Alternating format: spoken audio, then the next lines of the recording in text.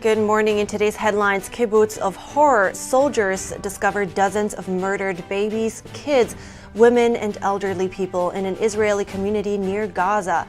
Meanwhile, could shells fired from Syria signal a broadening conflict? A survivor of the terrorist attack on the music festival in Israel shares his story with us. Find out how he was able to make it out alive as Hamas hunted down festival goers. The Hamas terrorist attack on Israel is bringing Jewish communities together worldwide. NTD visited the DC area vigil to hear perspectives.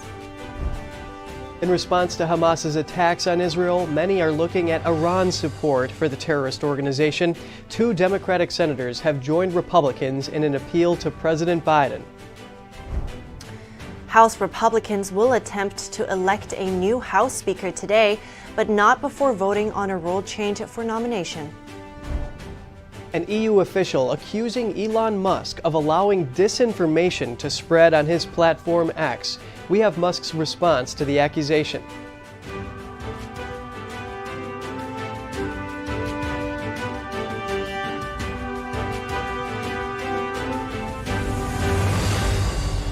It's great to have you with us this morning. I'm Kevin Hogan. Good morning, I'm Evelyn Lee. Today is Wednesday, October 11th, and we want to start out today with the latest updates on the war in Israel. Yes, this morning Israel launched strikes inside Lebanon after an IDF military post was targeted with anti-tank missiles near the Lebanese border. The Lebanese terror group Hezbollah said they fired guided missiles at an Israeli site to retaliate for the killing of 3 of its members on Monday. Meanwhile, the Israeli Air Force says it destroyed Hamas aircraft detection system in Gaza. Israel says the first plane carrying weapons from the U.S. arrived late last evening. The IDF says cooperation between U.S. and Israeli militaries is critical to ensure regional security and stability in times of war. So for more updates, we want to bring in Dor Levinter. He's the CEO of Epoch Israel, live right outside of Tel Aviv, and he is going to give us more insight into the situation on the ground. Dor, it's really good to see you as always. So please start by giving us the latest update. What's the situation right now on the ground? Okay, so the fight is still going on, as you mentioned. Actually, what's most interesting is what's happening in the north of Israel right now. It's getting heater, and we know Hezbollah is there. Iranian, they control Hezbollah. They move also forces to Syria. We see movements on the border. We see missiles firing at IDF's bases. So this is the focus is going over there, going to the north, eyes to the north. Attack in Gaza gonna happen probably to shift toward moving inside Gaza in a few days, probably 3 or 4 days. That's what I heard from officials I've talked with earlier. So let's talk about the move towards, or the offense in Gaza. So Hamas reportedly, they store weapons below mosques and schools, and even allegedly have their headquarters below a hospital. So what can you tell us about this? So the attempt is mostly to hide. They are not human. So what they do is use humans as a shield. So that's the basic strategy. Just use people as human shields and hide wherever they can. Now, the reason I'm asking is because I wonder how you see Israel handle this as they step up their offense, like you just mentioned, because Biden was just stressing the laws of war, for instance. So how do you see Israel will handle this? Well, the difference between Israel and Hamas is that Israelis are human beings, as I mentioned before, and we do things according to law. I myself was served in the military. I'm a combat officer. We have laws, and we do things, first of all, because we are human beings, and second of all, because there are laws of war, just like Biden says. And at times of war, there will be people hurt, civilians too, but Israeli soldiers are trained to act by law, so there is no option to act anywhere, beside that. Now, one more thing that comes to mind is when you say the Hamas uses the Palestinians as human shields. How do Palestinians inside the country, how do they view Hamas? Well, the Palestinians in Gaza are controlled by Hamas. They are almost like hostages. They have no much to do. They move to going to the south, trying to escape Gaza. And this is the situation, really. They don't have much to do. We've talked with a parliament member today that said that the Palestinians inside Gaza has two options. First, to help stop the terrorists and kill the terrorists inside Gaza. And the second is to run away, as there is no third option.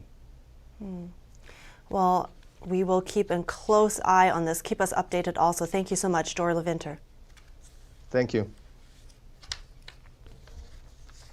The horrors of the Hamas terror attack on Israel continue to unfold 4 days after the invasion. Soldiers have uncovered brutal scenes of death in another kibbutz, with babies, children, women, and the elderly slaughtered. NTD's Daniel Monahan has more on the latest developments and a caution to viewers: this report contains content that some may find disturbing. The Israeli death toll from the Hamas terror attack now stands at around 1,200 people, with thousands more injured. At least 14 Americans were also killed, a minimum of 20 still missing. The Kfar kibbutz was a scene of unthinkable war crimes. The closeness of Gaza, now billowing with smoke, can be seen just across a field. An Israeli journalist described the gruesome discoveries. Babies, their heads cut off. The Jewish Chronicle reported that around 40 babies were found murdered, some beheaded. It's not a war. It's not a battlefield. It's a massacre. This IDF major says the terrorists must have shed their humanity to commit the atrocities they committed. To see baby carriages with bullet holes in them and blood, who goes up to a baby and kills a baby? Who kills a mother? I see the bodies in their homes. The major says a common thread can be seen in the cold-blooded murder, whether it's ISIS, Al-Qaeda, or Hamas. It's this absolute disregard for human life. And I know for our soldiers and for our people and the mothers and fathers like myself, we have to see this because the road ahead is going to be very difficult. Here, soldiers carry out bodies and line them up with the growing pile. Remnants of the Hamas attack littered the ground, the bodies of dead terrorists, a motorcycle used to invade Israel. Houses that once held children's laughter now turn to rubble as blood-stained floors tell a story of the horror that took place here. More videos continue to emerge. A car here is shot up by terrorists. Here, terrorists tried to murder women. Hamas terrorists live-streamed an entire family being held hostage at gunpoint. They have not been seen since. As horrors unfold on the ground in Israel, some U.S. lawmakers remain silent, like Congresswoman Rashida Tlaib, seen here on Fox News. Congresswoman, do you have a comment on Hamas terrorists chopping off babies' heads? You have nothing to say about Hamas terrorists chopping off babies' heads? Colorado State Representative Tim Hernandez also refused to condemn the slaughter. And the fact that you can't condemn women and children and elderly people being murdered in the streets. What about it? In retaliation for the atrocities, Israeli jets have been pounding Gaza with hundreds of airstrikes, reducing homes and neighborhoods to rubble. The IDF has bolstered troops and tanks along the border as speculation of a possible Israeli ground incursion into Gaza grows. The Palestinian Health Ministry says airstrikes have killed at least 950 people in Gaza. Meanwhile, other threats have also appeared. Shells were reportedly fired from Syria into Israel on Tuesday night. The IDF retaliated with artillery and mortar fire directed toward the source of the attacks in Syria. Daniel Monahan, NTD News.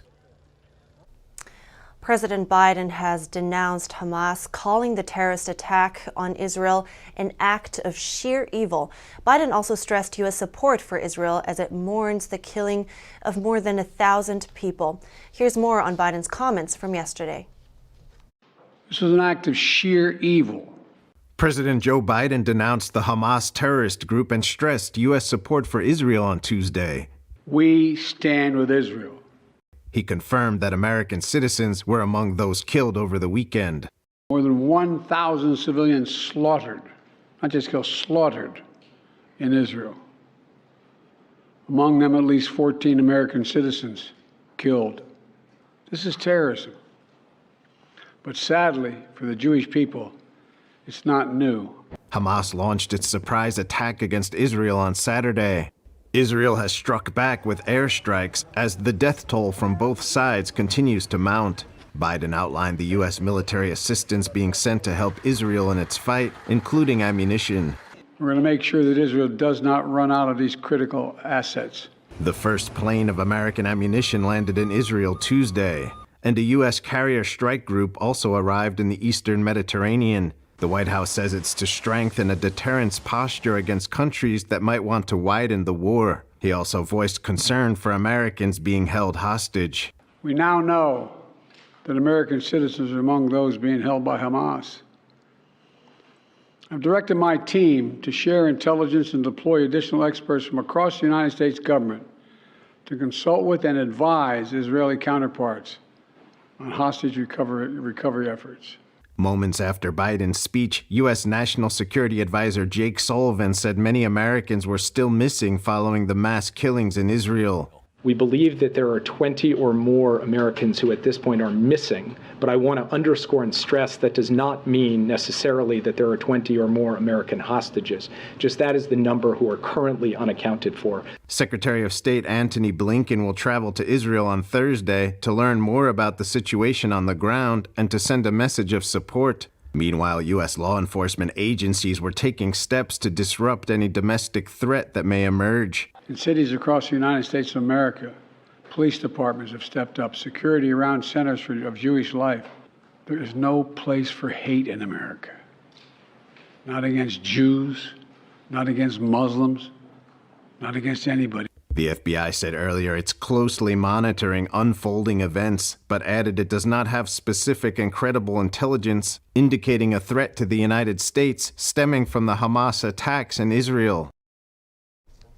House Republicans will attempt to select a new House Speaker today, but first, they're expected to meet to debate and vote on a rule change in efforts to avoid a drawn-out process. Until a new Speaker is elected, the House can't pass bills to address the crisis in Israel. NTD's Jeremy Sandberg has more on the search for the next House Speaker. House GOP members meet at 10 a.m. Wednesday to consider a proposal to raise the threshold for speakership nomination.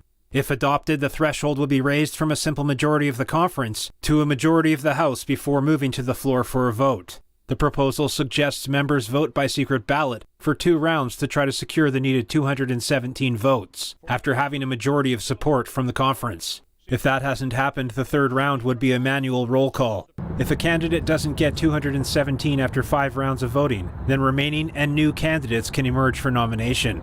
If the rule change is successful, it could avert a long drawn-out battle, like the 15 ballot rounds it took in former House Speaker Kevin McCarthy's case. The candidate could only afford to lose 4 GOP votes in order to be nominated. Republicans have not produced a clear frontrunner for the position, even after a 2-hour closed-door debate between candidates on Tuesday. Attendees described the exchange between Representatives Jim Jordan and Steve Scalise as respectful and healthy, but were not optimistic on a quick conclusion when electing their next leader. Representative Thomas Massey predicted the chance of electing a nominee at the conference vote Wednesday at 2%. Both Jordan and Scalise have leadership experience and large bases of support. McCarthy has urged his colleagues not to nominate him again, but says he will do what the conference wants him to do. Congressman Troy Nell said with the conference being so widely split, McCarthy might come out ahead if the vote goes to a 2nd or 3rd ballot. House Democrats have nominated Minority Leader Hakeem Jeffries for the House Speaker role. Jeremy Sandberg, NTD News. Coming up, after sending billions to Ukraine, can the U.S. afford to support another war? We bring in an expert to give us the details and more. Israel now preparing for a massive ground invasion of Gaza. We explain what the Gaza Strip is, where it's located, and why it's hard to target terrorists in the densely populated region.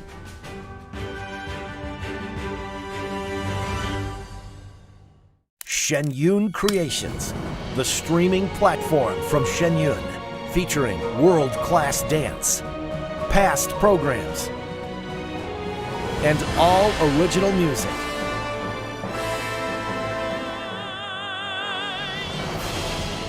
Masterclasses, behind the scenes, comedy, and more. Explore ShenYunCreations.com. Say goodbye to harsh, bitter coffee and hello to a delicious, smooth brew. With specialty quality beans, expertly roasted in-house, you'll taste the difference with every sip. Fermented with a blend of 50 enzymes, Days Coffee delivers a rich brew like no other.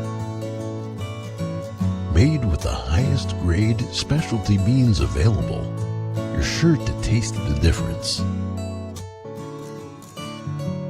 Elevate your morning with Days Enzyme Fermented Coffee. Is deep sea fish oil really healthy? Due to pollution in the oceans, most fish contain heavy metal elements and radioactive substances. That's why it's so important to choose a pure source of omega-3. Puritang green vegetable omega-3 is made from purslane and perilla seeds, which are rich in nutrients and minerals, especially vitamins A, D, E, calcium, and iron. With natural processing and no harmful chemical additives, it has more than 90% concentration of omegas 3, 6, 7, and 9. It effectively improves brain power and is beneficial to the heart's health. Puritang omega-3 does not smell of fish and contains no pollutants, so both adults and children can safely and easily consume it over a long period of time. Puritang green vegetable omega-3, greener, healthier, and more effective. Visit puritang.com to learn more. Hey Bobo, do trees tell each other stories? I'm sorry, I'm afraid I don't know that. Hey, why don't we go find out? Listen. Do clouds take naps? I couldn't tell you. Dad, do stars visit their friends? Look!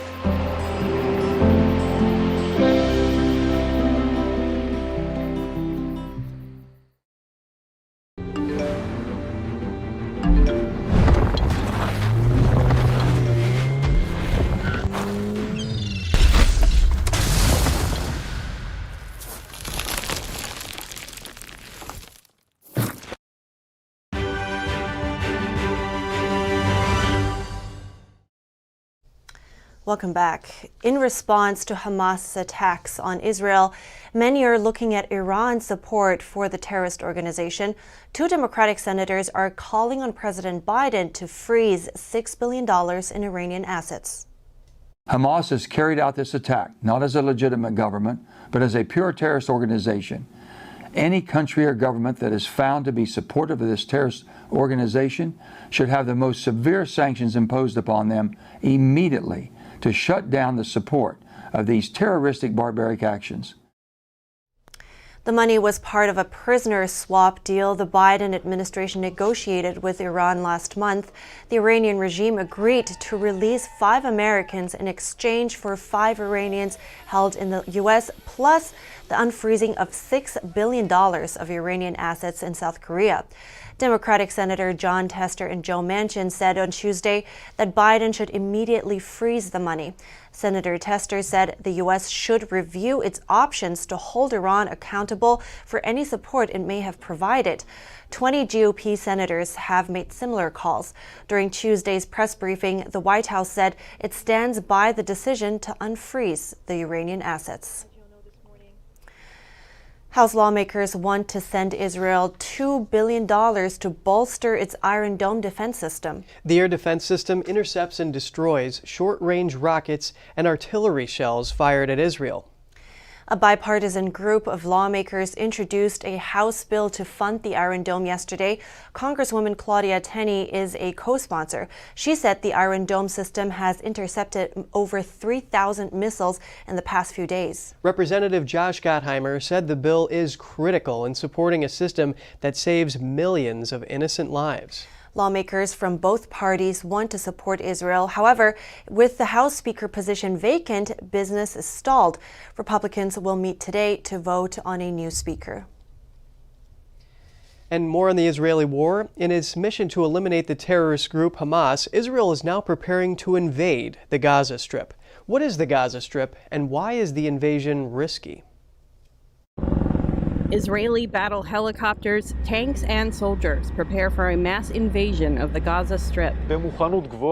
We are very ready. We are ready from the air and from the land. The invasion will be one of Israel's riskiest military actions yet. The Gaza Strip is a small Palestinian enclave. It's one of the two main Palestinian territories, but is entirely cut off from the much larger West Bank. It's surrounded by Israel to the east and Egypt to the southwest. It's one of the most crowded areas of the world. This area is extremely, extremely difficult for soldiers because very narrow streets, very easy to set up ambushes against Israeli soldiers, booby-trapped doorways. Harley Lipman was a key broker of the Abraham Accords, the peace agreements between Israel, the UAE, and Bahrain. Lipman says the Gaza Strip is very small, smaller than Chicago, but with a population of over 2 million people. Hamas has very few traditional military bases, so the terrorists hide among the people of Gaza, making them very hard to target. It's a tragedy for the Palestinian people because Hamas doesn't care about them. The Hamas leaders are hidden in well-fortified bunkers away from Israeli forces or have fled the nation, where they leave the Palestinian people to deal with Israel's military action. Many Palestinians have already died from Israel's preliminary airstrikes. Hospitals in Gaza are overwhelmed with mass casualties and are running low on medical supplies. Ambulances are running out of fuel. The UN is calling for both Israel and Hamas to immediately cease attacks that could harm civilians. The organization says that at least 200,000 Palestinians now have no homes, either because their homes were destroyed or because they had to flee for their lives. It's currently unclear when the ground invasion will begin. Faye Quarter, NTD News. And now we want to bring in retired naval officer Lieutenant Stephen Rogers live for more details about the U.S. involvement in the war. Good morning, Lieutenant. It's good to have you. Now, the U.S. is still looking for evidence for Iran's direct involvement in the Hamas attack. Now, how would if they would find that evidence, how would that change things for the U.S.? Would it affect U.S. involvement in the war, for instance? Well, it would, but look, I believe that there's enough evidence there with Hamas and even Hezbollah bragging about the fact that Iran was involved in the planning stages of this. So I have no idea what the White House is waiting for. But to answer your question, when the White House is satisfied, we may have to see direct U.S. military intervention. Right now, we have a forward power out there. That's our carrier strike group, and that's supposed to serve as a warning to Iran. But before we get militarily involved, we're going to have evidence according to what the White House is asking. And if that should happen, how much more aid or intervention can the U.S. afford in that case, considering NATO has also been warning about low amounts of ammunition for Ukraine and, of course, the war in general in Ukraine and Russia? Well, I've got to tell you that this may be a time to make a very critical decision to stop sending aid to Ukraine and start sending it to Israel. We've got the ammunition, we've got the weapons, we've got the manpower. We have everything Israel needs to defend themselves.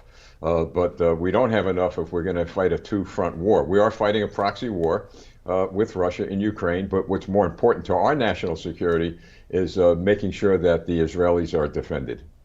So how critical is U.S. aid for Israel? Very critical. Israel has been our closest ally. There are eyes and ears with regard to the geopolitical situation in the Mideast. No question about it. Israel is the #1 nation that we need to protect and make sure that nation is not severely damaged. And I also want to touch on another topic. President Biden was talking about upholding the laws of war. But as we just heard, Hamas, they store their weapons underground below hospitals, mosques, even schools. So how do you think Israel should be handling that in this situation? Well, the Prime Minister of Israel, I believe yesterday, sent a message to his troops, from what I understand. You're taking the gloves off. Do what you got to do. That to me is signaling to his military that the rules of war have changed. You go in and you do whatever you have to do and you won't be questioned. And that's a problem we have with our White House. There are no rules of war in this particular war. Those individuals, those terrorists went in and they killed babies. They beheaded babies. They slaughtered people. So you know what? I go along with the Prime Minister of Israel. You go in, you exterminate Hamas, exterminate Hezbollah, exterminate every terrorist off the face of the earth, and then our problems are over. I see. And for China, for instance, people have been looking at China because that is one of the few countries that actually with actual leverage over Iran because of the finances and the money flow there. So some were hoping that they could be a peacemaker, although they have not really said anything or condemned the attacks. Now, what role do you think they're playing here? I think China is not going to play much of a role because their eyes are focused on Taiwan. Look, they may be looking at this as a great distraction, thinking about, well, the United States is now fighting a proxy war in Ukraine with Russia. Now they're involved with Israel. Well, if they decide, meaning China decides to make a move on Taiwan, what are we to do? I mean, we can't spread ourselves out so thin that we actually get affected where we can't defend ourselves. So I think President Xi is going to sit back. He's going to see how this goes. And unfortunately, he might be making a critical decision in the near future with regard to Taiwan. Thank you so much for an in-depth look there, Lieutenant Stephen Rogers. I appreciate it. My pleasure. Thank you. And we are heading to break now. Kari Lake is running for a U.S. Senate seat. How will her newly announced candidacy affect the race in Arizona? The Justice Department had updated the indictment on New York Congressman George Santos. Find out what additional charges he faces when we come back.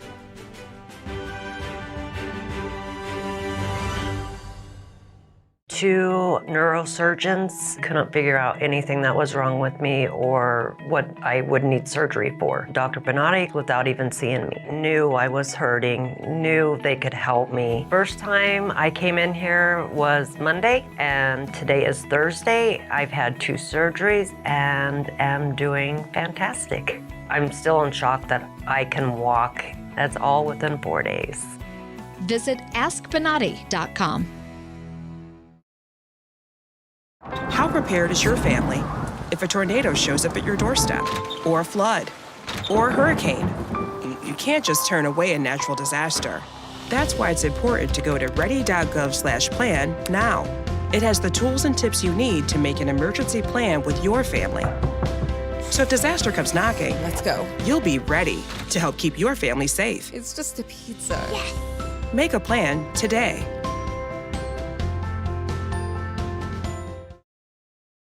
Anyone who's ever sold a home can tell you it is really hard. That's why who you work with matters. Together with HomeLight, we've helped thousands of people sell faster and for the best price.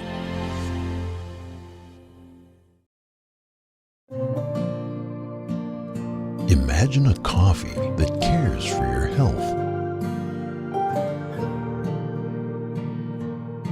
Expertly fermented with a 50-enzyme complex to enhance flavor and remove bitterness. Small batch roasted to a decadent medium dark, resulting in a brew that is gentle on digestion, low acid, and up to 90% less caffeine than regular coffee.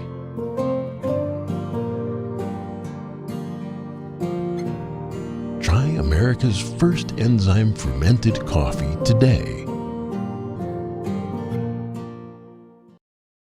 When you start buying into evolution, you've opened a door to say you don't have to trust the Bible completely. Evolution in millions of years is the greatest myth ever forced on the minds of men. It's not science versus religion. It's a worldview clash. Explore the evidence.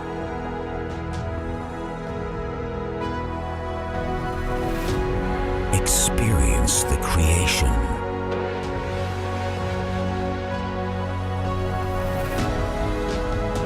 And discover the truth.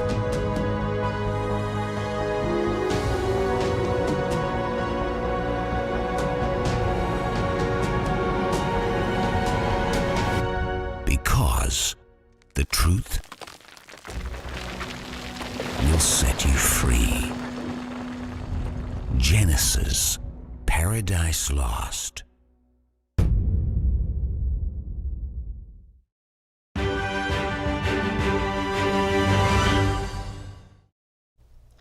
Welcome back. Kari Lake of Arizona formally announced her bid to run for a U.S. Senate seat yesterday. Lake, who lost an Arizona gubernatorial bid, is a Trump ally and has already received an endorsement from the former president. If she wins a Republican nod, it could become a three-way battle between current independent Senator Kyrsten Sinema and Democrat Ruben Gallego. Our border is wide open in Arizona. We know it because we're feeling it here in Arizona.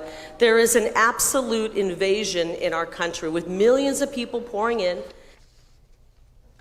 Arizona is one of 8 competitive seats Democrats seek to defend next year as they try to protect their narrow Senate majority. Lake will vie for the nomination against a handful of Republican hopefuls, including Pinal County Sheriff Mark Lamb and businessman Brian Wright. New York Republican Congressman George Santos is facing more charges. The Justice Department on Tuesday announced an updated indictment against him. In a superseding indictment on Tuesday, federal prosecutors accused Congressman George Santos of 23 counts related to campaign fraud. The charges include 1 count of conspiracy, 2 counts of wire fraud, 2 counts of false statements, 2 counts of falsification of records, 2 counts of aggravated identity theft, and 1 count of access device fraud. That's in addition to the 13 counts he originally faced in May, which are 7 counts of wire fraud, 3 counts of money laundering, 1 count of theft of public funds, and 2 counts of false statements. The Justice Department said Santos allegedly stole the identities of his donors and then used their credit cards to ring up over $44,000 in unauthorized charges. They said Santos transferred the vast majority of that money into his bank account. According to prosecutors, Santos used the rest of the money to inflate his campaign's fundraising numbers to the Federal Elections Commission in a bid to qualify for financial and logistical support from a Republican Party committee. The congressman on Tuesday told reporters he had no comment on the superseding indictment. He pleaded not guilty to the original charges and has resisted calls to resign. Santos is due back in federal court on October 27th. He will likely face a lengthy prison term if convicted. The Trump Organization's ex-CFO said the penthouse apartment in Trump Tower was not a significant property. That was one of Alan Weisselberg's responses yesterday during his testimony in the Trump financial fraud case. NTD's legal correspondent Arlene Richards has more. The state grilled Trump's former chief financial officer Alan Weisselberg on Tuesday about his involvement in valuing Trump's assets. As the CFO, Weisselberg signed off on numerous financial statements that are at the heart of the state's case. Weisselberg generally testified that he signed off on the financial statements, but he didn't have a clear understanding of the basic accounting principles that needed to be followed. He said the process for preparing the statements involved several people in the Trump Organization. Weisselberg would have skimmed through the statement, focusing on the larger assets before signing it. The CFO said he relied on the accounting firm Mazars to conduct its own review. They would have advised him if anything needed to be corrected. The state specifically asked Weisselberg about a 2016 financial statement submitted to Forbes that said the size of Donald Trump's apartment in Trump Tower was around 30,000 square feet, when it actually was closer to 11,000 square feet. Weisselberg explained that he would not have paid attention to it because he didn't focus on assets that were 5% or less of the overall net worth. Other notable witnesses expected in the coming weeks include Eric Trump, Donald Trump Jr., and Donald Trump. Weisselberg said he didn't directly consult with the Trumps about the financial statements. A U.S. Navy service member pleaded guilty to federal felony charges yesterday. Petty Officer Thomas Zhao of California pleaded guilty to conspiring with a Chinese intelligence officer. He admitted to engaging in a corrupt scheme to collect and transmitting information to China in exchange for bribes. NTD's Cost Jimenez has the details. Thomas Zhao worked at Ventura County Naval Base in Port Hueneme, California. There he was responsible for installing, repairing and servicing electrical equipment on U.S. military installations. Zhao has been in custody since his arrest on August 3rd. According to the August indictment against him, Zhao allegedly sent information to a Chinese intelligence officer posing as a maritime economic researcher between August 2021 and May 2023 in exchange for receiving nearly $15,000 in bribes, including operational plans for a major military exercise in the Indo-Pacific. According to prosecutors, Zhao took screenshots of operational orders of military training exercises and passed them to the intelligence officer. Zhao also stands accused of transmitting photos of blueprints and diagrams of a U.S. radar system stationed on a military base in Okinawa, Japan. He further admitted to using sophisticated encrypted communication methods to transmit the information, as well as destroying evidence and concealing his relationship with the intelligence officer. If convicted, Zhao could face up to 20 years in prison. Sentencing is scheduled for January 8, 2024. Cost Jimenez, NTD News. Up next, a first-hand account of the horrific terrorist attack on the Supernova Festival in Israel. We speak to a survivor who managed to live to tell the story by hiding while Hamas terrorists hunted people down for 10 hours. DC residents gather in support of Israel at a vigil hosted by the Jewish community. NTD was on the scene to hear from those affected.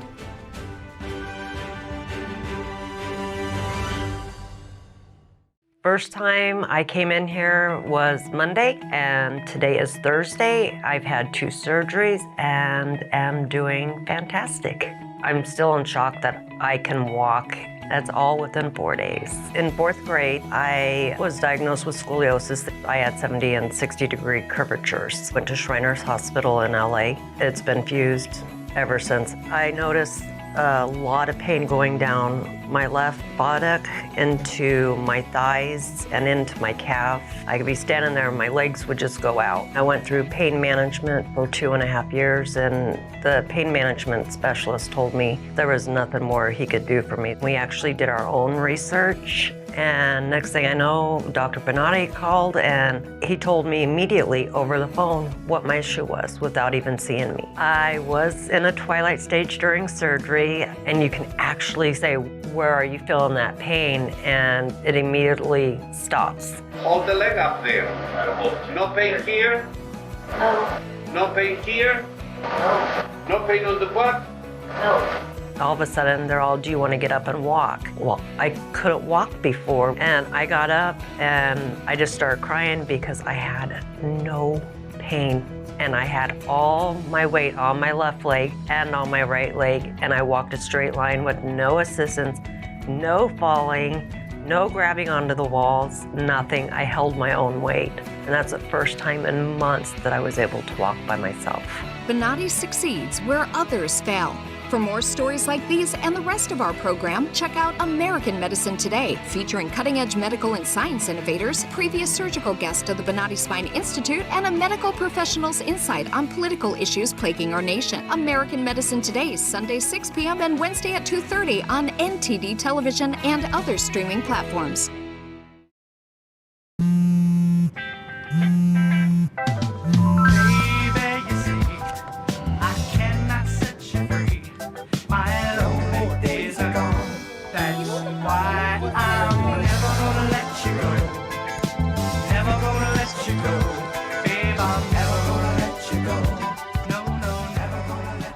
Here you go. Thank you. Thank you.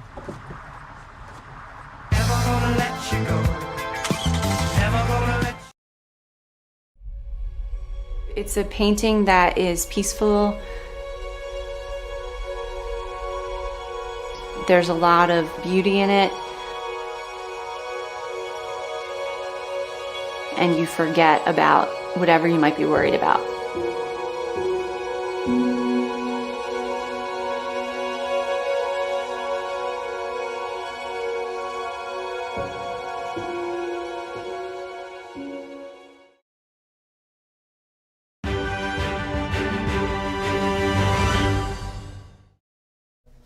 Welcome back. We now hear from a survivor of the Hamas terrorist attack on the Supernova Festival in Israel.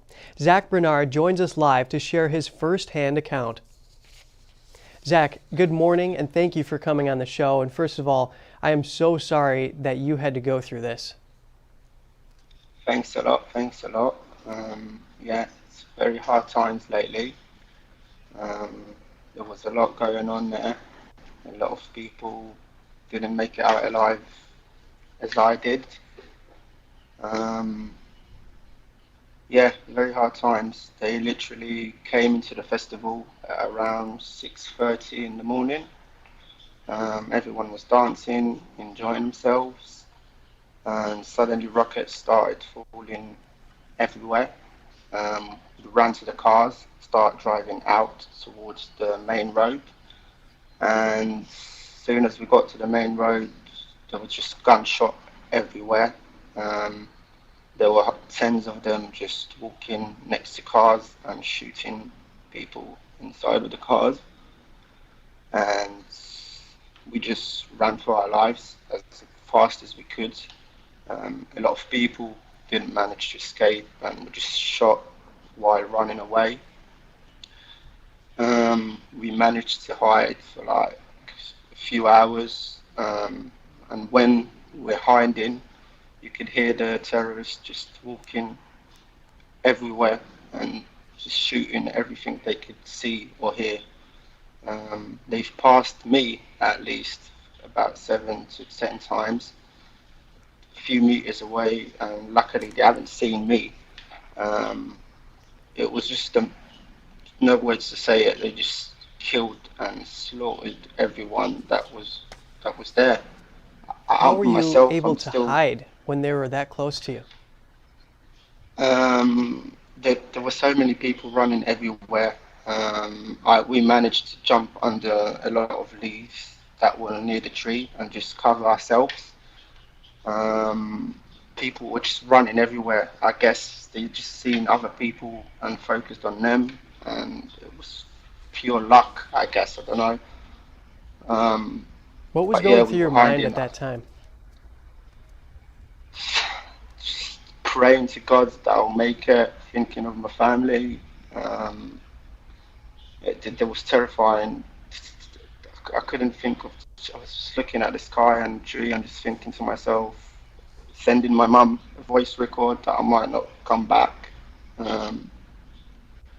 Yeah, just I never thought I was gonna get out alive. I never thought that I was gonna be sitting here saying this stuff. It's still very blurry. It all looks like a big dream, bad dream. I'm so glad that you were able to survive this tragedy, and my condolences go out to the victims and their families. Can you tell us about the funeral that you just attended? Yes, it was one of my best friends. His name is Dor Malka. He had a jewelry store inside the festival, and because he had the jewelry store, he went to take care of it and close it down. And in the process, they killed him. At first, we thought he was kidnapped because we could see a video on Telegram showing him being held by a terrorist.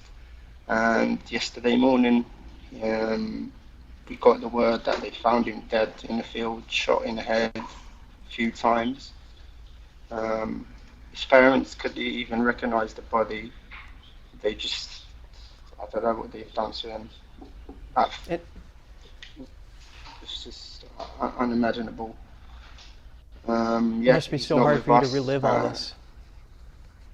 Yes. I just came back from the grave because I couldn't be there last night because there was so much people. I don't know how to say it. One moment you're enjoying yourself in a music festival with thousands of people, and 10 minutes after you're running for your life and praying that you won't get shots, and bullets just flying everywhere and bombs are falling from the sky. It's just, I can't believe it. It sounds like a movie, but that's not a movie. That's what happened to me and to thousands of other people, that most of them didn't make it. and they were killed.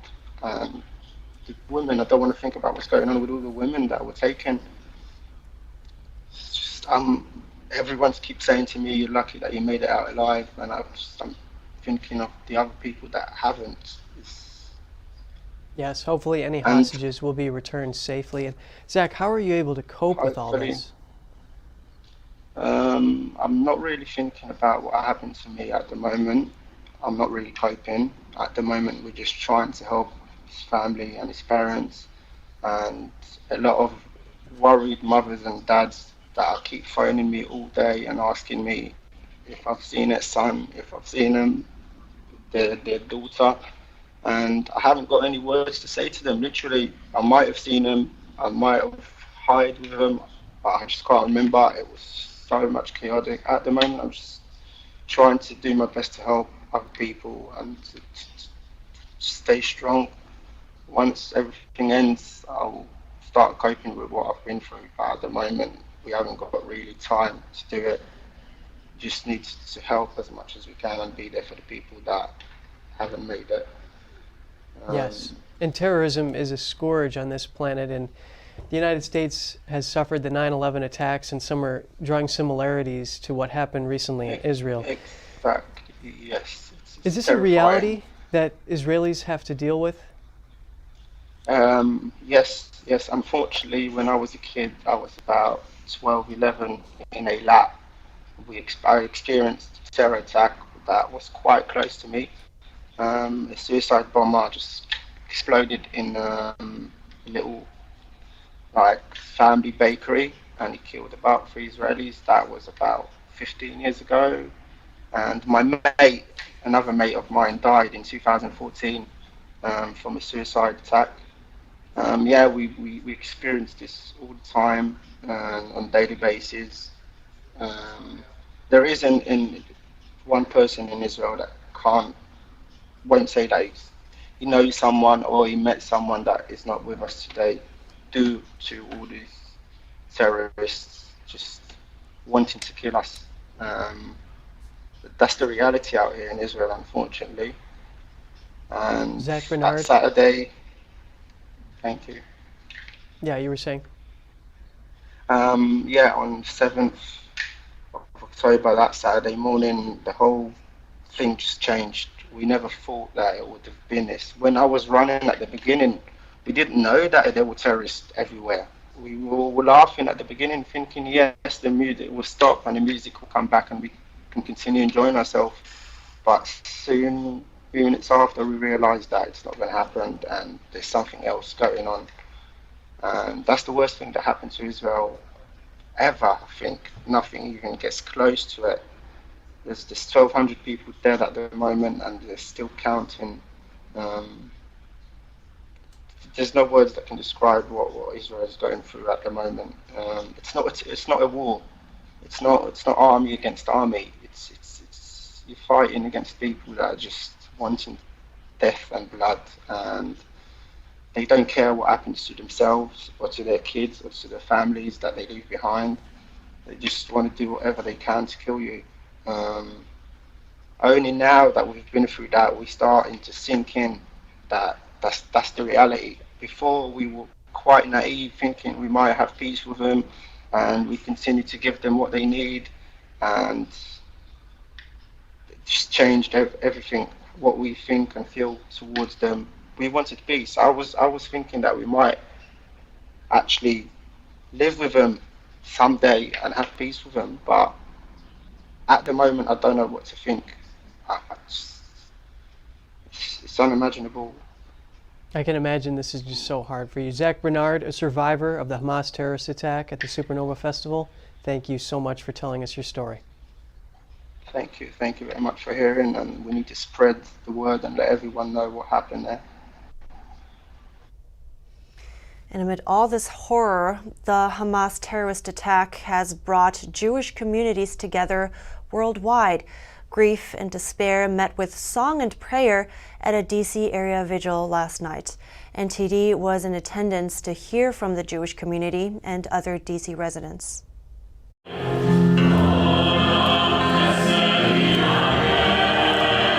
D.C. residents prayed and grieved at the vigil at Addis Israel congregation Tuesday night. The Hamas terrorist attacks and security failures shocking the Jewish community. It's such a barbaric, horrible thing. People who call themselves men, who are really subhumans, and then brag about what they've done. What's there to brag about? The powerful show of solidarity with Israel was organized by the Jewish Federation of Greater Washington and the JCRC.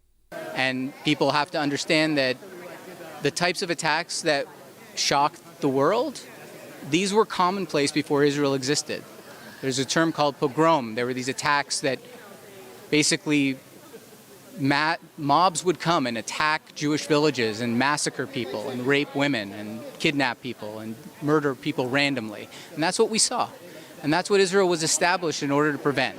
And unfortunately it happened, and Israel has to take action to make sure it doesn't happen again. Gil Preuss, CEO of the Jewish Federation of Greater Washington, told NTD Israel is headed toward tough times and that there's no easy way to respond. Washington, the United States, we need to support Israel in what they're trying to do, which is to prevent this horrible act from ever happening again. From our community, we need to be able to stand with Israel and show that we care for them, that we're with them, and that we support what they're doing. Preuss says it's hard to believe an attack like this could happen in this day and age. Everyone that was murdered has ties to people in this community, and we will be suffering and struggling for a long time. Ron Halber, executive director of the Jewish Community Relations Council of Greater Washington, says the Israeli-Palestinian conflict is not a simple matter of good and bad, as many detractors make it out to be. But Israel on their border lives with these terrorist barbarians who think it's okay to kidnap a 6-month-old child, a 90-year-old survivor of Holocaust. It was a riot. All they did, all these people were filled with hate in their heart, and all they wanted to do was kill Jews. These are not people you can make peace with. That's different than the Palestinian Authority in the West Bank, with hope Israel has had security coordination with there's a hopeful peace at some point. But you can't make peace with people who are willing to do things like that. Halper says if 1,000 people came running over the Canadian border to slaughter Americans, the U.S. military response would be swift and decisive. The Jewish Federation of Greater Washington has set up an Israel Crisis Relief Fund and scheduled a rally at Freedom Plaza Friday. Jeremy Sandberg, NTD News. Yeah, what can we say? Our thoughts are with the family and the victims, of course. Yes. And stay with us. An EU official is accusing Musk of allowing the spread of disinformation on X. We bring in the host of NTD Business to give us the details in a moment.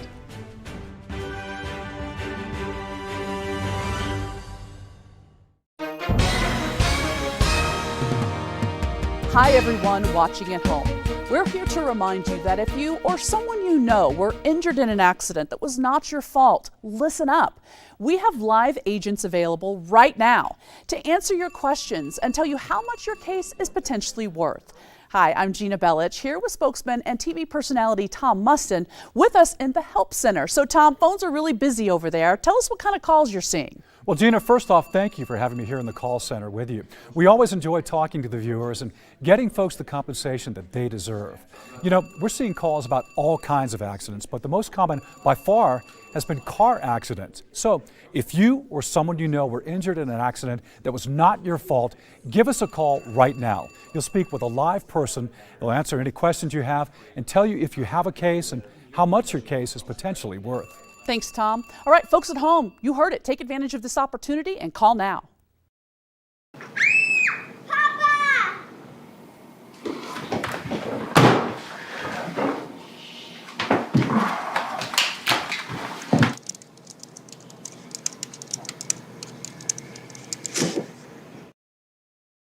You a doctor, Luke? He's also a writer. Did Jesus like telling stories? He told loads of stories. He talked like that all the time. But why?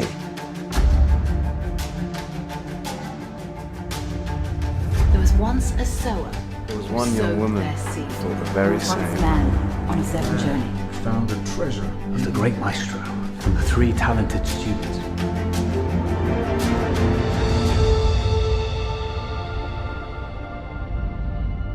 We need to keep the city safe.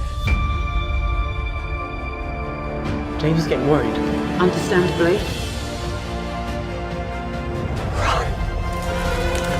Luke, come on. We waited for you for 4 days and you never came.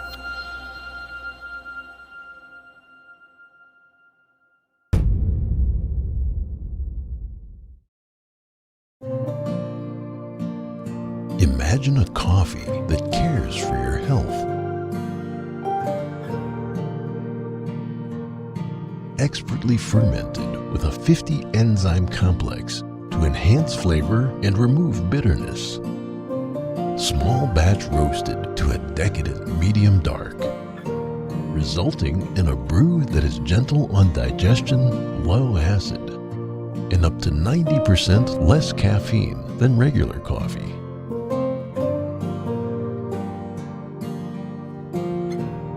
Try America's first enzyme fermented coffee today.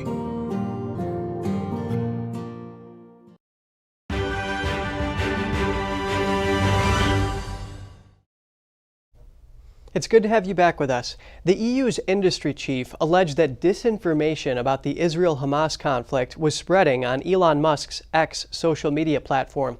Here with us live is NTD business host Don Ma. Don, good morning. There you are. Let's see, Don, can you hear me? Yeah, Kevin, I can hear you. Okay, good, we're connected. Yeah. Excellent. So, Don, what is the EU official accusing X of? Yeah, so in a letter addressed to Elon Musk, the commissioner for the internal market of the European Union, he said that instances of fake and manipulated images and facts were reported on the social media platform, and he urged Musk to correct the situation and even talked about potential fines. And now Musk responded to that, to this letter on X. He's saying, quote, please list the violations you allude to on X so that the public can see them.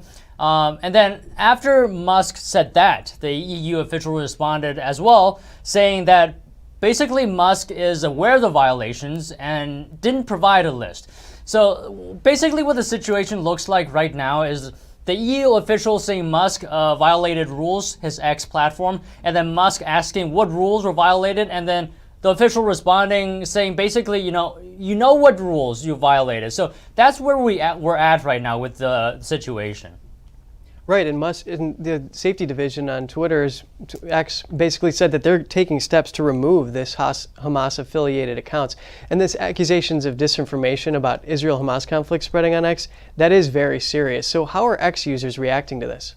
Yeah, first of all, you're right. X is taking action in terms of the reported disinformation, but it seems like users are taking Musk's side on this, saying that the EU proposed action against X, so they should be clear on what they're talking about.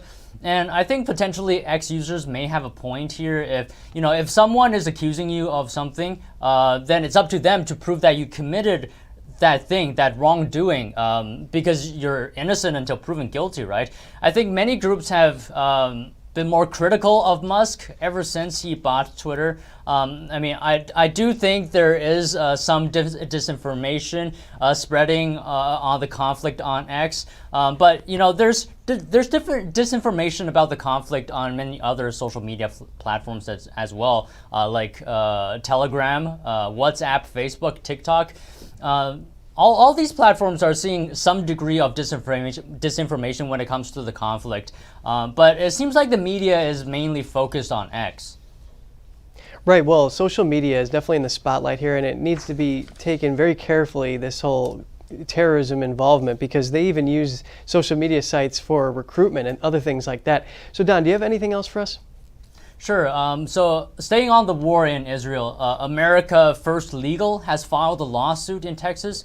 It alleges that President Biden and Secretary of State Blinken violated the Taylor Force Act by subsidizing Palestinian terrorists. So the group said on X that a district court in Texas had approved the motion to begin discovery into the case. The lawsuit claims it will show that Biden and Blinken knew about Hamas plans and the outcome of U.S. policies. So America First Legal is a firm led by Stephen Miller. He's a former senior aide from the Trump White House. But other than that, that's all from me this morning. Well, thank you for those updates. Don Ma, host of NTD Business. I appreciate it. Yeah, thank you as always, Kevin. Yeah, isn't that just such a difficult thing to handle? Getting news from social media. I heard there have been both sides that have been spreading false information, right? So there have been video game clips floating around, or even explosions of a building in South America that have been deemed as an attack on Gaza, and the other way around. So got to be really careful with that. Yeah, users need to be very vigilant to sort through all of that. Yeah. And we are starting the second part of our broadcast right now.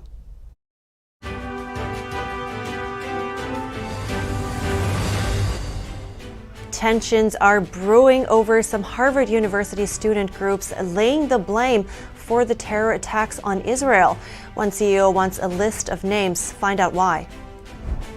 Pro-Israel rallies in New York City and other cities across the U.S. We hear from members of the Jewish community who attended the rallies. House Republicans will attempt to elect a new House Speaker today, but not before voting on a rule change for nomination.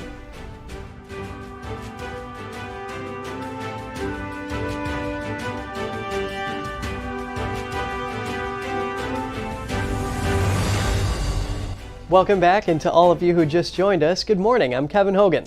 Good morning. I'm Evelyn Lee. Today is Wednesday, October 11th, and now let's get to some latest updates on the Israel-Hamas war. Israel launched airstrikes inside Lebanon this morning after an Israeli military post was targeted with anti-tank missiles near the Lebanese border. Lebanese terror group Hezbollah says the attack was in retaliation for the killing of 3 of its members on Monday. The Israeli Air Force says it destroyed a Hamas aircraft detection system in Gaza, and the first plane carrying weapons from the U.S. arrived in Israel last night. As for Israel's ongoing siege of the Gaza Strip, Palestine's Energy Authority chairman says Gaza's power and electricity will run in just a few hours.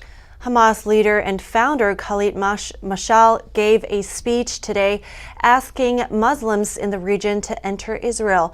He said it was time for jihad to be applied on the ground instead of just in theory. He also asked for donations to the terrorist organization, calling it financial jihad. Also, Harvard is in the spotlight after 35 student groups said that Israel is solely to blame for all unfolding violence. NTD's Daniel Monahan has more on that and the reaction. The groups issued a joint statement by Harvard-Palestine Solidarity Group on the situation in Palestine. The letter called Israel an apartheid regime and wrote, "We, the undersigned student organizations, hold the Israeli regime entirely responsible for all unfolding violence," and called Israel defending itself colonial retaliation. Its letter offered no condemnation of the horrific violence of the Hamas terrorists. Harvard President Claudine Gay responded to the controversy on Tuesday, saying, "Let there be no doubt that I condemn the terrorist atrocities perpetrated by Hamas. Such inhumanity is abhorrent, whatever one's individual views of the origins of the long-standing conflicts in the region." A large number of Harvard staff criticized the administration's response in a letter, writing, "Hundreds of terrorists infiltrated Israeli towns and houses. Children were killed in front of their parents. Entire families were executed. Grandmothers, mothers, and their babies were kidnapped." The letter said there was no military or other specific objective which meets the definition of a war crime, and said the statement by the Harvard-Palestine Solidarity Groups can be seen as nothing less than condoning the mass murder of civilians based only on their nationality. The letter from Harvard staff criticized the administration for failing to condemn the justifications for violence that come from the Harvard campus. Meanwhile, Harvard alumni Bill Ackman, the CEO of Pershing Square Capital Management, chimed in on X, writing, "I have been asked by a number of CEOs if Harvard would release a list of the members of each of the organizations that have issued the letter, assigning sole responsibility for Hamas's heinous acts to Israel, so as to ensure that none of us inadvertently hire any of their members." Ackman added, "One should not be able to hide behind a corporate shield when issuing statements supporting the actions of terrorists, who we now learn have beheaded babies, among other inconceivably despicable acts." National Students for Justice in Palestine announced Monday that it planned to lead a day of resistance in support of Palestine on Thursday, October 12th. Students are being asked to join in, with events reportedly planned in New York, Colorado, Pennsylvania, Virginia, and Arizona. Daniel Monahan, NTD News. And we're bringing in William Jacobson. He's a Cornell Law School professor and lawyer to shed some light on this particular issue. Good morning, William. Now, to start, what's your concern here with the anti-Israel movement in colleges? Well, first of all, it's based on a complete fabrication that somehow Israel created the reason for Hamas to kill over 1,000 people, mass rape of women, beheading of babies. This was totally unprovoked. It's a war crime, and unfortunately, student groups around the country are supporting it. In fact, this Thursday is a day of resistance, as you showed on your screen. Why do they use the term resistance? Because that's the English translation of Hamas. And that's very concerning. For your last sentence there, you cut out for just a few seconds. If you could repeat that for us. Sure. So Students for Justice in Palestine is holding a day of resistance this Thursday, as you showed on your screen. Why do they use the term resistance? Because resistance is the English translation of Hamas. Hamas is the Islamic resistance. So they are running programs and events on campus specifically promoting Hamas, and that's very concerning. That is very concerning indeed. And there have been more, possibly other movements for Palestinian rights through the Harvard College Palestine Solidarity Committee. Is that the different, or how is this one different?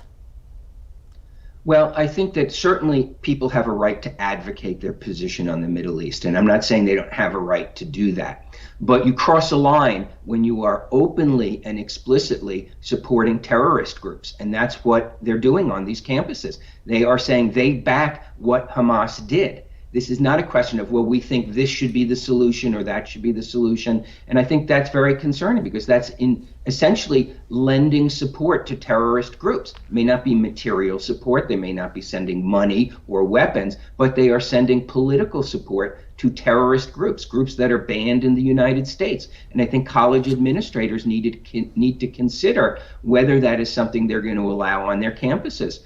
I'm not saying they should or they shouldn't, but I think they need to at least take a look at whether open support of terrorist groups is something that crosses a line from free speech into actual, conduct that violates campus rules. That's right.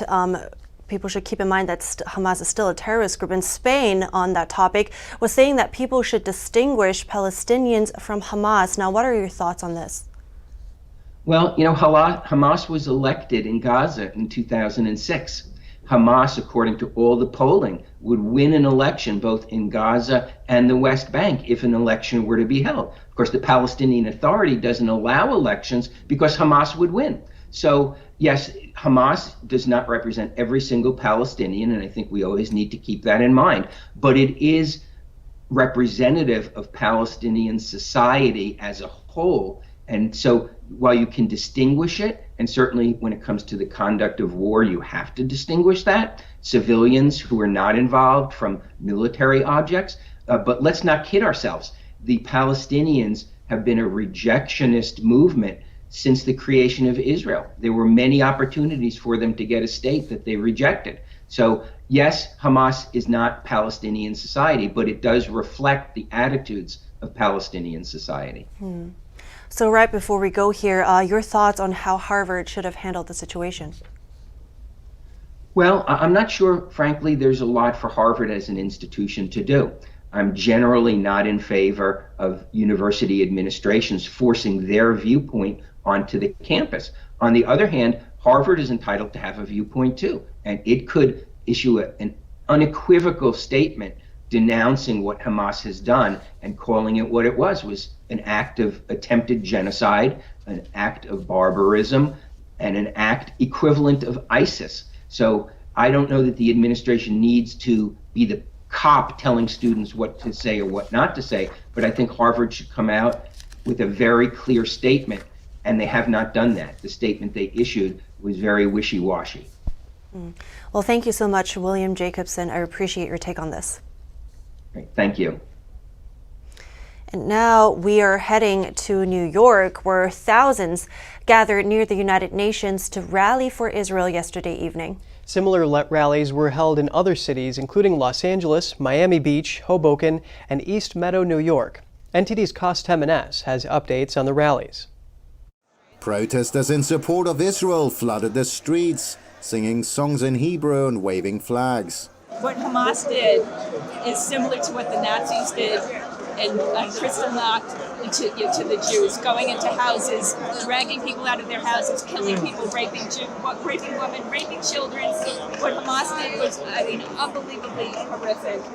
And we're here to say that we have to let one side promise Israel, and the United States has to support Israel in finally destroying Hamas so that this can't happen again, so these horrors can't happen again to the Jewish people. The only way to fight this is with positivity. We respond with mitzvahs. We respond with doing good deeds, acts of goodness and kindness. Jewish men put on tefillin. Jewish women light candles this Friday night before sunset. Every single person listening to me, do that good deed for your friend. Give that little bit of charity every day. Pray to God. A smaller number of protesters also gathered to voice support for Palestine. The stated occupation of Palestine is a tragedy. It's a tragedy for the Palestinians, it's a tragedy for the Jewish people. When these pro-Israelis stand up now with Israeli flags and they come to support, what are they supporting? They're not supporting Jewish people. Standing up on an Israeli flag is endangering Jewish people. New York State Governor Kathy Hochul also gave remarks at the vigil and rally in New York City on Tuesday. I stand here to tell you that New Yorkers will never tolerate evil, whether it's committed here in our homeland or in Israel. We will never, ever tolerate evil. Adding that New York and Israel stand together and that her state would help because they are united as one family. Rallies in other parts of the country also saw thousands in support of Israel, waving Israeli flags while listening to prayers and speakers. At least 14 Americans died in Saturday's attack by Hamas. According to National Security Advisor Jake Sullivan, around 20 Americans are still missing, but it remains unclear if they are being held hostage. The rallies come after President Biden condemned the deadly attack against Israel as an act of sheer evil and reaffirmed U.S. support for Israelis, mourning the slaughter of more than 1,000 people. Cost Temenes, NTD News. Coming up next, House Republicans will attempt to select a new speaker today. But before that, they are expected to debate on a possible rules change that could speed up the process. So stay tuned.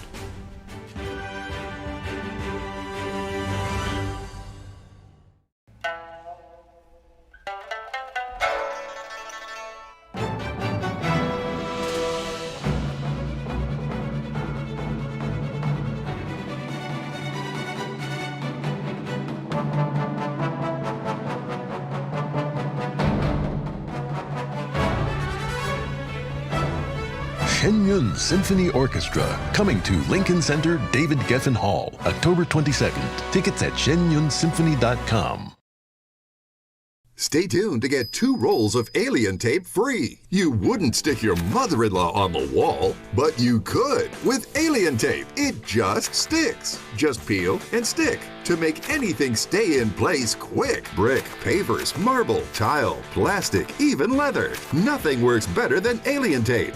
You wouldn't stick your fishbowl on a moving car, but you could with alien tape. The secret is nano-stick technology that grabs and locks on to secure one side of the surface to the other. Alien tape secures in seconds, then twist, pull, and rinse to reuse. Call or go online to get your first roll of alien tape for just $19.99, plus shipping and processing. But to make this deal really stick, we'll give you 2 more rolls absolutely free. You get 3 rolls of alien tape for one low price. Order now. To order, call 1-800-490-1364 or go to tryalientape.com. So call 1-800-490-1364 or order online at tryalientape.com. It's just clear as day. The media, whether it's broadcast, cable, or print media, has become extremely biased. And I started looking online for alternative ways to get information. And I saw an ad for a free trial. And I looked at it and I said, Epoch Times? I mean, come on, this is end of days type of stuff. I mean, what are they going to be talking about here? And I said, well, it's a free trial. Let me dig in. Is it giving me both sides? Is it giving me an objective point of view here? I have looked for opportunities to see where they might be biased, and I don't find it. It has given me a level of trust in media that I didn't think I'd ever get back. I love the Epoch Times because it has renewed my faith in the idea that a reliable, responsible, non-biased source of information is available. And I can say that I love it because of that. Anyone who's ever sold a home will tell you it's really hard. And it's one of the biggest financial decisions you'll ever make. That's why who you work with matters. Together with HomeLight, we take care of every detail.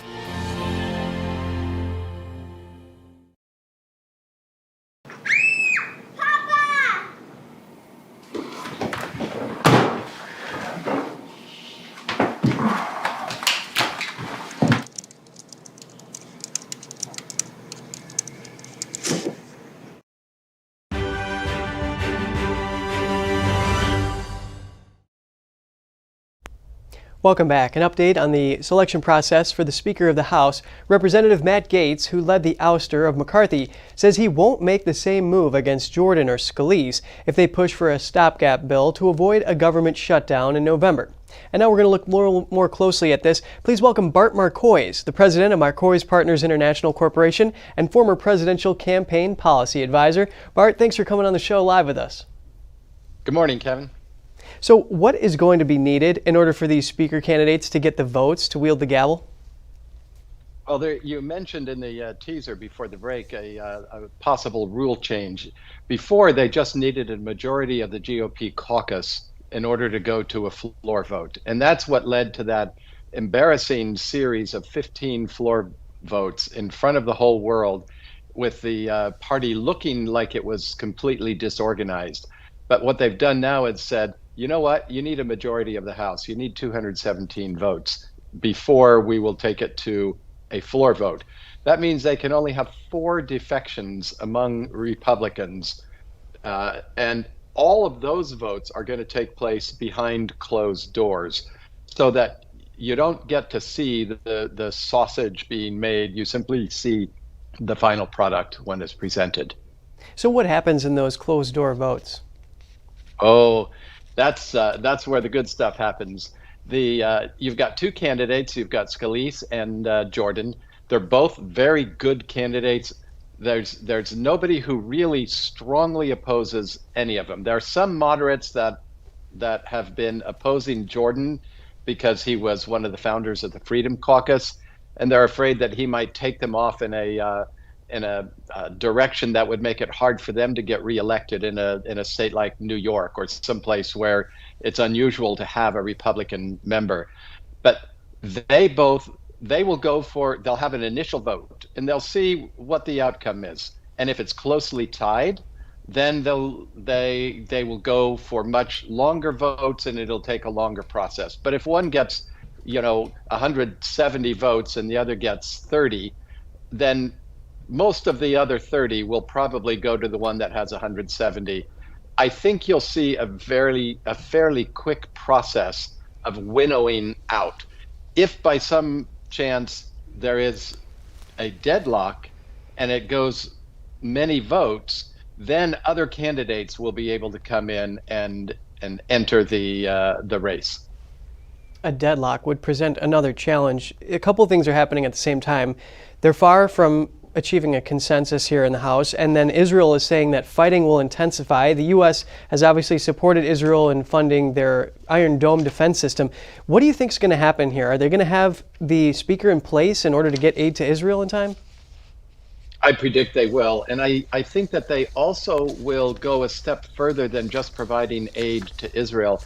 I think that they will take on the foreign aid that has been given to Hamas by the Biden administration. Biden has given the Palestinians nearly $1 billion during his presidency. And money is fungible, and that money has been spent by the Hamas leadership in the Gaza Strip on arming the Hamas terrorists. And I think you'll see the House try to cut that funding completely and say it's time to stop arming terrorists. It is always great hearing your analysis. Bart Marcois, former presidential campaign policy advisor, thank you. Thank you.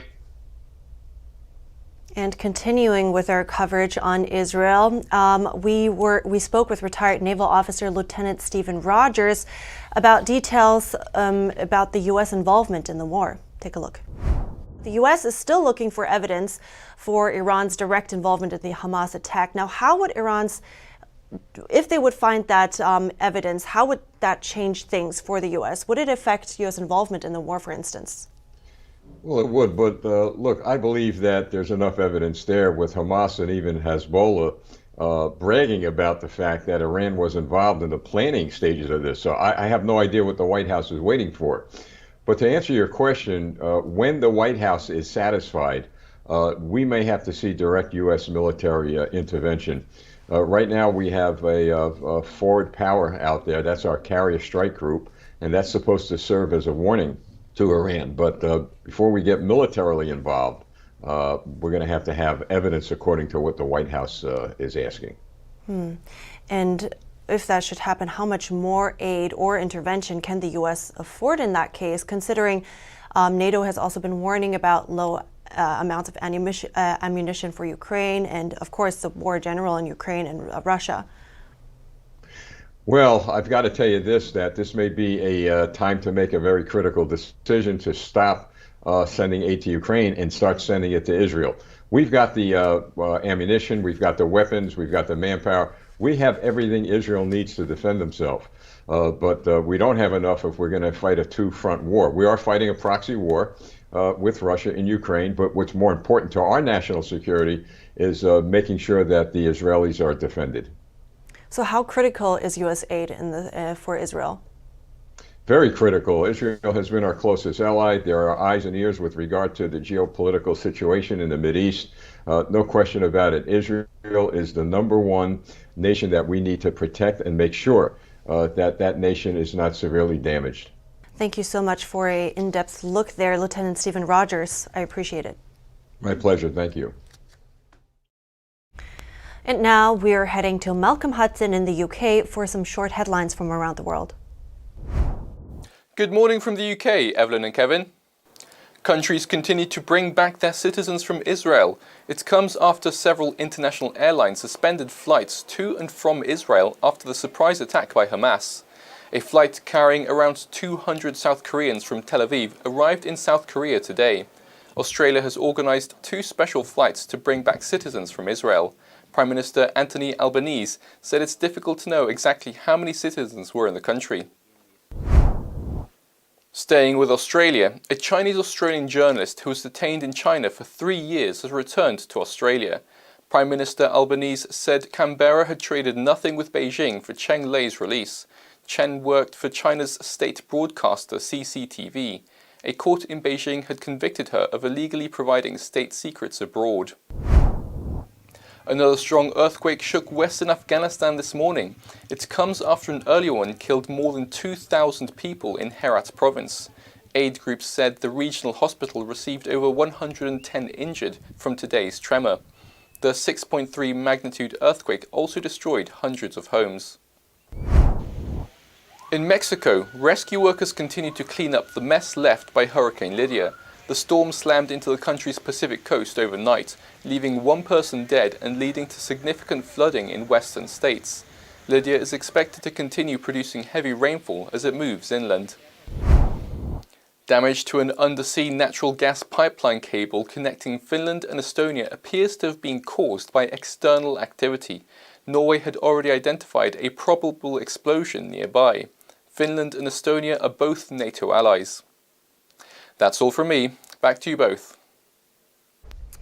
Thank you, Malcolm. Well, with all these flights canceled, all these foreigners in Israel are now they're kind of stuck, so they're now looking for the government for help. For example, I think there were like 1,000 Canadians. I saw reports talking about 12,000 Australians being in Israel. So. Yeah, it definitely has international impact, as there are people from the United States to Cambodia to Canada and others among the 1,200 people killed in Israel. And now Canada is actually pledging to send military aircraft to evacuate its citizens. That's right. So hopefully they will be getting out very, very soon. And this is the end of our program at this point. So we'll keep you updated with the latest information on the war. So stay tuned for our News Today broadcast at 12 p.m. Eastern Time. That's it for the morning news here. Thanks for watching. I'm Evelyn Lee. And I'm Kevin Hogan.